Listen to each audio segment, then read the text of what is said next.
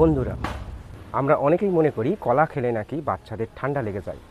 বিশেষ করে বাড়ির বয়স্ক ব্যক্তিরা ঠান্ডা লাগলে কলা খেতে বারণ করেন। কিন্তু কলা কি সত্যি ঠান্ডা লাগায় না, নাকি এটা আগে থেকে প্রচলিত একটি ভুল ধারণা? চলুন আজকের ভিডিওতে এই প্রশ্নের উত্তরের সমাধান খুঁজে আমরা বার করি।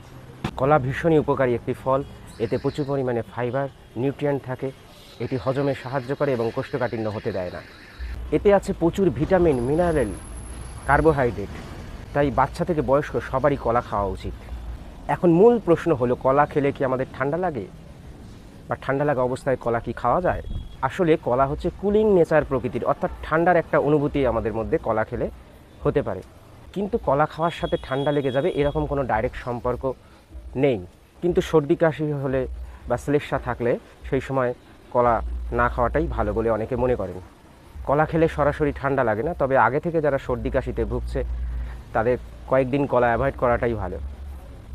বিশেষ করে রাতের দিকে কলা না খেলে ভালো হয়। তবে সুস্থ অবস্থায় আপনি কলা খেতে পারেন। এটি আমাদের শক্তি বাড়ায় আর শরীরকে ফিট রাখে।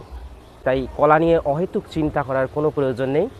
বন্ধুরা, আপনি কি মনে করেন কলা খেয়ে কি আপনার কখনো ঠান্ডা লেগেছে? কমেন্ট করে জানাতে ভুলবেন না। এরকম নতুন নতুন বিষয়ে জানতে, আপডেট পেতে অবশ্যই চ্যানেলে চোখ রাখুন এবং চ্যানেলটিকে সাবস্ক্রাইব করে রাখুন।